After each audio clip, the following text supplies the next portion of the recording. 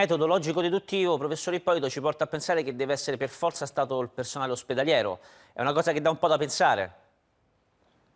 Io vorrei dire una cosa, purtroppo noi non abbiamo uno strumento con un'efficacia 100% nell'identificare le persone e con un elevato tasso di circolazione del virus, quindi fermo restando che un evento di questo tipo fa riflettere, noi non dobbiamo pensare che un tampone negativo ha il 100% di probabilità di essere negativo. In ogni caso, col livello di circolazione del virus che abbiamo, il virus circola anche all'interno delle strutture e circola all'interno delle strutture e va detto che purtroppo gli operatori sanitari in questo momento sono nuovamente tra gli esposti per motivi professionali che hanno un più alto tasso di infezione. Questo ci sono dati che ce lo confermano, ci sono indagini condotte in molti paesi, ci sono i preziosi dati dell'INAIL che vengono raccolti e che delle segnalazioni di infortunio ospedaliero per gli operatori che risultano positivi al Covid. Dobbiamo pensare che il virus circola talmente tanto che nessuno si può dire totalmente protetto. Certo. La testimonianza della figlia del paziente Serena mi sembra assolutamente che noi dobbiamo considerare questo purtroppo tra i rischi anche all'interno delle strutture sanitarie. Speriamo che si risolva quanto prima perché mi pare Certo, che i certo, giorni certo. siano passati, il paziente ha avuto un decorso sostanzialmente buono e questo ci aiuta. Allora, diciamo che il messaggio è che purtroppo in questa fase fondamentalmente non siamo sicuri da nessuna parte. Fra l'altro faccio una puntualizzazione perché trovo sempre doveroso farla. Non siamo qui in nessuna misura a processare mai il personale medico e infermieristico se sono in questo momento un veicolo di contagio è soltanto perché stanno facendo un lavoro necessario, indispensabile, questo non dobbiamo mai metterlo in discussione. Dottor Donato, c'è un altro punto che ci sta particolarmente a cuore perché in questi mesi si è parlato molto di liste d'attesa, del fatto che gli interventi per i malati non Covid sono stati posticipati lungamente, queste liste d'attesa continuano a protrarsi ed erano già lunghe prima. Si rischia il blocco se andiamo avanti in questo modo? Perché sembra che davanti abbiamo ancora un momento difficile. Difficile pensare che si tornerà a operare in maniera normale. Noi veniamo dall'esperienza che abbiamo fatto in primavera. L'esperienza della primavera ci ha insegnato moltissimo, anche perché lì abbiamo dovuto riconvertire delle attività di reparti che prima erano medicine in reparti che ospitano i malati Covid. Abbiamo dovuto attivare terapie intensive da dedicare a questi pazienti e quindi abbiamo dovuto trovare personale che potesse garantire l'assistenza a questi malati. Il fatto poi di trovare anestesisti, infermieri, è logico che ha avuto un impatto significativo con l'attività di tutto l'ospedale e le scelte che sono state fatte in modo tale da ridurre al minimo i disagi per i pazienti. Quindi quelle attività che sono state ridotte fanno riferimento a un'attività chirurgica dilazionabile, ovvero la day surgery e la week surgery. C'è un titolo che vorrei farvi vedere sempre su questo argomento, la grafica numero 1, eccolo qua. Lockdown, i bimbi nati morti triplicati nel Lazio. Un nuovo studio dell'Università La Sapienza di Roma ci dice che molte donne incinte in questa fase non sono riuscite a fare i controlli che normalmente sono di routine e questo ha aumentato a dismisura la quantità di neonati morti. Al di là del fatto che è un dato atroce, dà da pensare anche questo, non crede dottor Donato? Cioè, perfino i controlli di routine in questa fase non possono essere assicurati. Io, insomma, da cittadino, anche lei immagino non si sente proprio garantito forse come prima in questo momento? No, guardi, ci sono degli ambiti di attività che comunque sono stati garantiti, devono essere garantiti. Da noi abbiamo avuto un numero importante di mamme che erano Covid positive e che hanno partorito bambini Covid positivi e li abbiamo assistite come qualsiasi altra mamma che doveva dare alla luce un bambino. No, d'altro Quindi canto, io mi dico perdoni se che la interrompo, dottore, d'altro canto purtroppo non tutti gli ospedali sono organizzati nella stessa maniera. Questo dato si riferiva al Lazio, dove evidentemente forse eravamo meno preparati, questo non sta a me dirlo, però è un dato che dà molto da pensare, si è molto discusso di questo dato. Mi... Dall'esperienza che abbiamo condotto noi, guardi, noi siamo un ospedale che vede la nascita di circa 2.500-3.000 bambini all'anno e noi non abbiamo registrato delle difficoltà in questo senso. Abbiamo reso possibile l'utilizzazione dei servizi a tutte le mamme che lo richiedevano e anche ci siamo fatti carico, come dicevo prima, di far partorire donne Covid positivi e quindi anche le pediatrie sono state un grande supporto per questo tipo di attività. Credo che Ippolito volesse dire qualcosa. Sì, io credo che noi dobbiamo pensare che in nessun paese c'è stata una riduzione per eventi urgenti. Anzi, una raccomandazione va fatta che chi ha, ripeto questo esempio, un dolore toracico deve sicuramente portarlo, andare in ospedale e andarci il prima possibile. Se però che una gravidanza a rischio non sia stata seguita durante il periodo del Covid mi sembra particolarmente strano.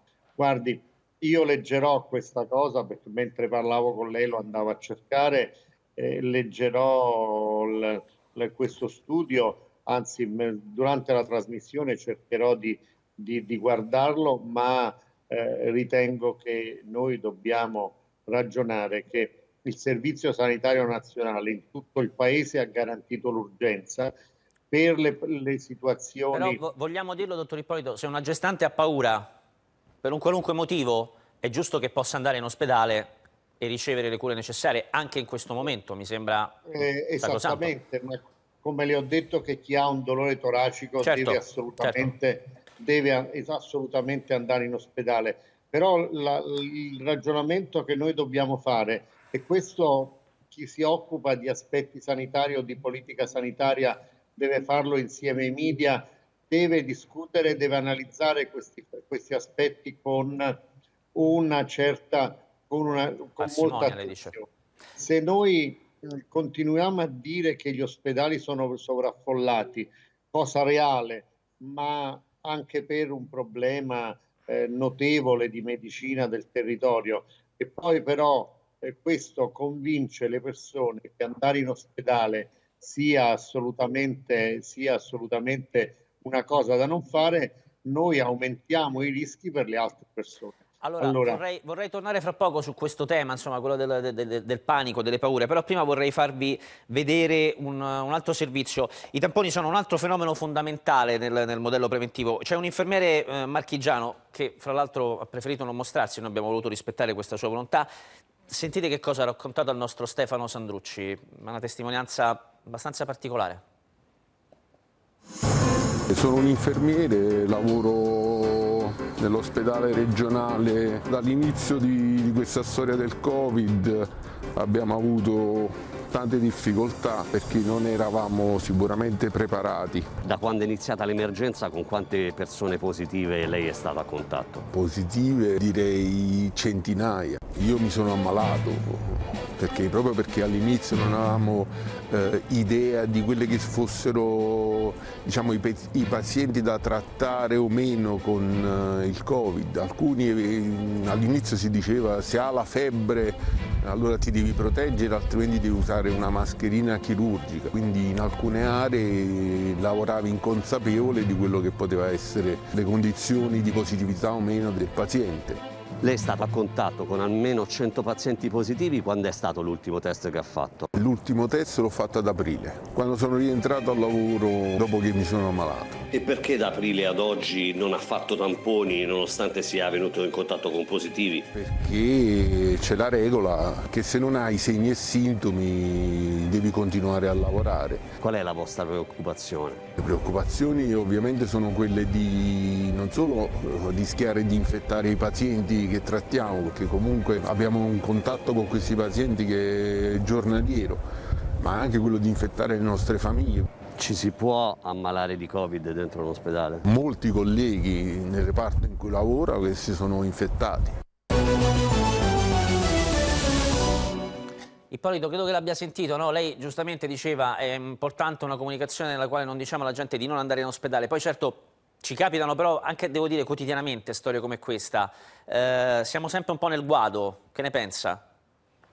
Ma storie come queste sono all'ordine del giorno e operatori sanitari che sono diventati positivi sono all'ordine del giorno. Ripeto che l'INAIL sta raccogliendo questi dati, il dottor Iavicoli sta facendo un lavoro prezioso su tutte le persone che si sono infettate e sono operatori ospedalieri, ma vorrei dire che ci sono anche studi in altri paesi condotti nel Regno Unito e negli Stati Uniti che ci dicono che gli operatori sanitari sono esposti a un rischio superiore rispetto a quello della popolazione e soprattutto i reparti per acuti, e tra le strutture per acuti gli operatori ai servizi di emergenza sono quelli che sono più esposti a questo rischio, ovvero sia, calcolando l'incidenza a 30 giorni, i lavoratori dell'emergenza fanno quasi 30 volte in questa analisi combinata per Stati Uniti e Regno Unito il rischio della popolazione generale delle stesse aree. Addirittura gli operatori, il front line, gli operatori di prima risposta hanno un rischio superiore agli operatori sanitari che lavorano in residenze sanitarie e assistite, i quali a loro volta hanno un rischio doppio di chi sta in strutture extraospedaliere. Allora noi dobbiamo fare un ragionamento. Chi sono gli operatori sanitari oggi? Gli operatori sanitari oggi che stanno dando l'anima in questa operazione, certo, come l'hanno data nella prima fase. ondata, e rischiano anche di essere colpevolizzati, hanno gli stessi fattori che sono associati tra l'altro a un'evoluzione negativa della patologia. Certo, sono certo. abbastanza anziani, sono ipertesi, hanno il diabete, sono obesi. L'obesità certo. è di per sé un grande fattore e noi dobbiamo considerare che ognuno di questi ha un peso e un operatore sanitario che sta soprattutto in un'area di emergenza deve essere considerato un anziano fragile. Se noi consideriamo che gli insegnanti si sono dichiarati tutti fragili, un operatore sanitario che ha 30 volte il rischio della popolazione ha molto più diritto ad essere considerato fragile. Certo, e allora, guardi professor Donato, vengo a lei con questa domanda prima di salutarla e di chiudere questo capitolo che riguarda gli ospedali, ma andremo a vedere l'altra faccia, quella dei medici di base, a brevissimo, come sono messi e come stanno operando. Professor Donato, da voi come è monitorato il personale medico e il personale sanitario, che quindi sono attori ma anche nello stesso tempo potenziali pazienti? Guardi, bisogna porre particolare attenzione a tutto il personale che lavora negli ospedali, perché nel momento in cui dobbiamo mettere in quarantena il nostro personale significa svuotare gli ospedali e non garantire più l'assistenza. Quindi ci sono due elementi fondamentali che devono essere presi in considerazione. Il primo è la sorveglianza su tutti gli operatori, perché ci deve essere grande attenzione nel monitoraggio della positività dei nostri lavoratori. Noi facciamo il tampone ogni 8 giorni a tutti i lavoratori a rischio, ovvero nei reparti, ogni 8 giorni e ogni 20 giorni a tutti gli altri operatori, compreso il personale amministrativo. Poi già dal 21 di febbraio, momento in cui è partito qui a Padova, perché abbiamo avuto il primo paziente Covid positivo, abbiamo reso obbligatorio l'utilizzo di quelle misure di barriera che danno sicurezza non solo al paziente ma anche all'operatore. Quindi evitare quello che è il contatto stretto dell'operatore col malato e quindi ridurre la diffusione. Io non vorrei poi stressare ulteriormente questo concetto, ma se noi abbiamo che tutti i pazienti che arrivano in ospedale vengono tamponati, se tutti gli operatori sono tamponati e sapendo benissimo che nel territorio il virus è molto diffuso, perché se andiamo a valutare la positività dei tamponi che vengono effettuati ogni giorno, siamo tra il 15 e il 20%, noi invece scontiamo nell'ospedale una positività nettamente inferiore. Quindi non è che voglio dire che l'ospedale è un posto più sicuro, ma almeno è un posto in cui si monitorano sia i pazienti che tutti gli operatori. Allora, grazie professor Donato, grazie. E ovviamente quindi rivolgiamo l'appello alle persone: se avete problemi lasciate perdere ansia e paura.